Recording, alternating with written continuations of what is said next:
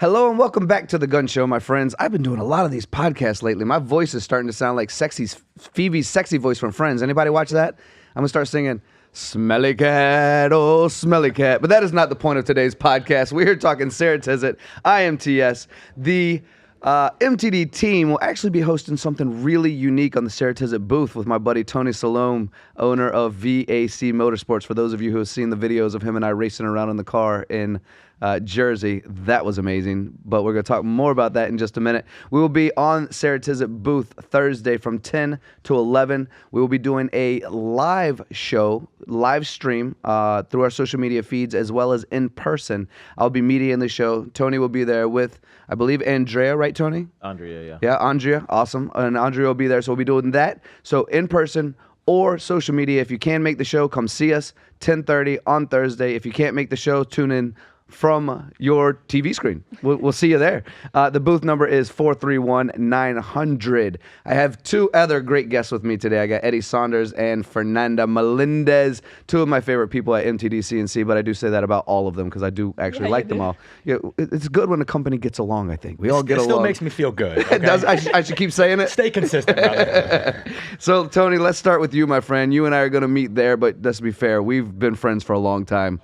I thought that we've been friends for a long time. Maybe I've been deceived. I'm not sure. Presumptuous of you. Yeah, I shouldn't do that, I guess. Regardless, I've been in your shop and I've been in your car. That's a fact, whether you like me or not. You're my friend. I like you. But let's talk about the last time I was there and this titanium tool we were testing. Yes. Welcome back to the Gunn Show, my friends. This is the VIP edition. That 6-fluter. It was a 6-fluter, yeah. It was very nice, highly polished, pretty aggressive. We were cutting titanium pretty quickly with that on the Grove, actually. On the Grove, yeah. Yep. You're making some nice chips on that machine. They were really nice. They were nice long strings. And you're gonna have your car on the booth. Yes, the Ceratizit booth. The car is, it's a proper race car, and it's being stripped of all its current livery and going into the new livery, and it should be there in, I guess, for the opening of the show. Obviously, it's going to go in August. Was that the one I was in? Well, that was the Shelby. That was more like the race car that's going doesn't have a passenger seat. The passenger one survive in there probably. So when we invite people, I don't mind not surviving. That's okay. And since we're apparently not friends, you probably wouldn't mind either. We cannot pay for a ticket to go into the car. So Apparently not. No. I'm disappointed. So when we tune into this live, should we be tuning in to talk cars and racing and motors, or should we be tuning in to talk cutting tools? I guess we should talk about whatever people want to talk about. Yeah, let them decide. Let them decide. Let the people decide. That's it. Free vote. Eddie, do you have any questions? Whether it be cutting tools or racing, because VAC Motorsports, they've been around a long time. Tony's been doing this a while. Professional race driver. Is it a race driver, race car driver? I don't even know. Something How like ignorant do I sound right now? Just say driver. Driver. Yeah. Oh, that's a good movie, by the way. Baby Driver. Anyway, Eddie, any questions for you, my friend? Yes, so obviously multiple sectors of the manufacturing industry, and they're all just as fascinating as the other. But I understand, like with automotive, you got to really want to get into that, just the intricacies, the legalities. And so what do you find to be some of the more fascinating things about the specific automotive sector within the industry? Like what's happening and what's really lighting you on fire, man? Well, with racing, there's a lot of different sanctioning bodies, and it all depends at what level you're racing. What I like about racing is, the earlier days, at least, it was more about privateers. It was about, race what you brung. So you're building it, you're racing it. That's really what's enjoyable. Modern racing, they've tended to basically make it and turn it into more corporate. So a lot of the upper echelon race series now, they're factory built race cars. So it's not the same, And I actually had one of my good customers tell me that. We were speaking last week, and he said, you know what I really miss? I really miss the fact that people would build their cars and go racing and, show up, and it was about the individuals. He said it's turned so much corporate now. You get to the professional race series, and it's Porsche, and I'm not talking about Formula One or whatever. I'm talking about, something that was still considered like club level, like Pro-Am type stuff. And so there's a lot of big manufacturer involvement. So I think that's taken away a little bit, but for us, the passion was always build it and show up and race and have fun and come back the following race and, improve again. So that's basically, that's how we started everything. It was about, BMW builds a great car, but they don't really, until now, they don't really build race cars. Like the cars that we're racing that were BMWs, Grandmom was driving in the streets. So, an axle fails, you improve it, rocker arm breaks on like one of the old engines because now you're pushing the envelope, and then we have to make billet rocker arms and so forth. So it's development from failure, right? So you take what's there that breaks and you just improve it. So people say, well, what's your specialty? Is it suspensions? Is it engines? Well, our specialty is to improve whatever fails. That's basically it, right? Because if you're racing, to finish first you have to finish. I thought you were about to say like your profession is breaking stuff. That's what I thought you were about to say. Like, we're really good at breaking stuff. And then fixing it. Yeah. Right, but what you said's even better. Great, solid. Yeah. solid Well, look, you know what Fiat stands for? Uh-oh. Fix it again, Tony. Well, it keeps you in business. Fernando, you and I have been into Tony's shop. You actually did a factory tour with us, which was about an hour and a half long, and your shoulder went numb. Oh, so you know that we can talk. That's the one of 52 minutes, yeah. You remember in how many seconds? 52 minutes and... I don't remember the second, but I remember my shoulder, like at the end of the tour, the camera was like... You're still walking a little funny, kind of like this. That was the car accident. Yeah. Yeah. No, that was my feet, I think. Your feet? Yeah. Goodness gracious. So any questions for Tony as well? Yes, Tony, like at the beginning of the podcast, you start talking about this new titanium tool that Ceratizit is presenting at IMTS, and that we have the honor to see it first with you. But I noticed when we visited you that you had so many Ceratizit tools. Like, why did you choose Ceratizit to work with you? At EBITDA Growth Systems, we guarantee to double your value in 3 years. Well, instead of telling you about a guarantee, how about if I tell you a story? We had a shop owner come to us at an event saying, I'm not sure if you can help us. He said, we have our credit line's maxed out in our business. I have a second mortgage on my home, it's maxed out. I'm not sure what to do. I have a payroll coming up next week and I don't know if I'm gonna make it. Can you help us? We said we weren't sure, so we came in and we came alongside of him. In 18 months, he went from not having any money to having over $800,000 in the bank and having a 6 times exit what his value was at that day. And now he's living a life that he always dreamed of with his family. And it's fantastic, and that's what's really rewarding for us, and that's what EBITDA Growth Systems is all about. If you want to know more about EBITDA Growth Systems, go to www.ebitagrowthsystems.com, EBITDA growthsystems.com, and go to our contact page where I will reach out to you personally.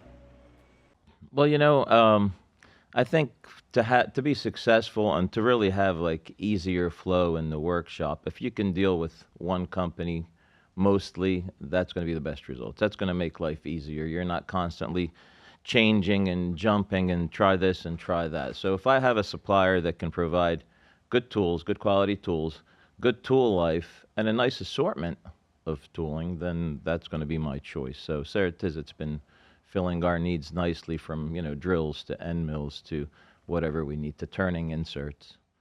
I think that's why MTD keeps me around as well. Fear of change and wanting to stick with something that they're used to, even if it's the right or wrong choice. They know what works and doesn't work. Right. Eddie, I'm going to open this back up to you again, my friend, because Tony and I spend a lot of time together. We really could probably talk cars and tools all day long, but I like to give you guys the opportunity to learn as well. For sure. Well, let's bring it together. I asked kind of the automotive, industry question. You got the tooling question. Let's bring them together and really talk about the impact that specific tool set has had on your manufacturing process and the various things that you're doing on a daily basis. Well, again, we're, racing is about lap times, and to me, manufacturing is about cycle time. Clever. Right? So for me, when I make the first part, that's lap 1. When I make the next part, I'm trying to improve from every part. Like I watch the parts being manufactured. I'm like, oh, look, we can do this better. We can do this better. And sometimes if it's a little bit longer cycle time, while the machine is running, I'm making my changes. And next time I run, I'm going to load another program that runs a little bit faster.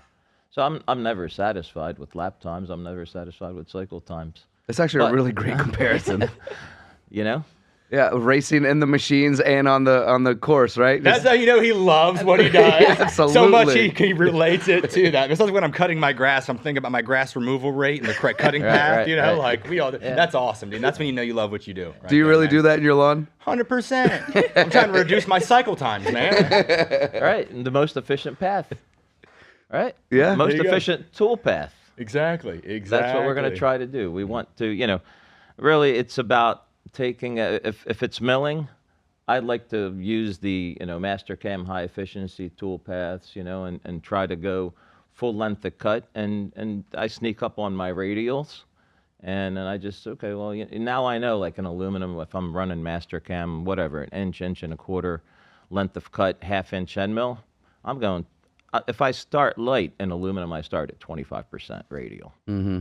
So now in titanium, I think you probably get yourself in trouble going that way. I think we were going about 10% radial, full length of foot, so. And that was the point of the 6 flutes and being balanced. Putting in the Grobe as well was to cut with all 6 flutes and make sure those chips were nice. Yes. Yeah. So that's, and even in the steel, we just did some flywheels in the mill, and we tested different end mills, and the Ceratizit did give us better tool life in, doing those flywheels. And I think you may have seen one of those when you were visiting. But yeah, I think my guy told me that we were getting about 6 or 7 flywheels out of a Ceratizit end mill, and the others were like 3 to 4 flywheels out of an end mill. Well, Tony, since I have you here, I want to talk a little bit about VAC as well, because when we first met, I was actually talking Heinbuch with you. Yes. And we were, showing how quickly those things can change out and how accurate they were. And that was on one of your Mazak machines, actually. But at that time, you were in pretty much downtown Philly. Yeah. And you took me to some nice meals, showed me the city. But then we revisited you just a little while ago with Fernanda. And you have a new, sexy, gorgeous, shiny floored facility. Let's talk about your expansion. It's been painful. Is it done already? The back room is all epoxied now, so we're talking 20,000 square foot of cool epoxy, and but like I said, it's been a lengthy process, and we've actually moved the parts department from Philly to Jersey now as well. So we're getting shelving, or the inventory on the shelving. So we've probably doubled the inventory space at least, and with a lot more room to grow for inventory. So that's been really, really nice. The lighting is spectacular in there. It's just, and it feels like you're actually in a hotel. And I have to remind people. Because you're living there? Yeah, well, because I'm living there. I'm living there, and people think they're in a hotel at the Wyndham down in Deerfield or something. You know what I mean? Like, guys, we actually have to get some work done. I know it's comfortable. I think when people want to cool off, they come to work.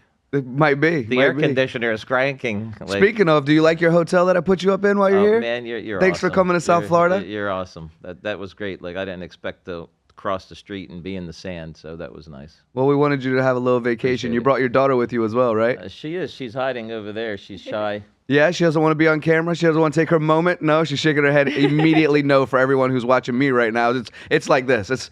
I got it. You all right? The head shaking was strong. Okay, she says she's good. I showed you one of her videos. She's actually really good, like, working the Yes, camera. And agreed. We did another one yesterday down in Boca. A friend of mine's got a BMW shop that, buys a lot of our parts. And so we did a surprise visit, and she shot it. It was great. 15 minutes. It's nice to have your own personal camera person, isn't it? She's got a steady hand. I thought my hands were steady.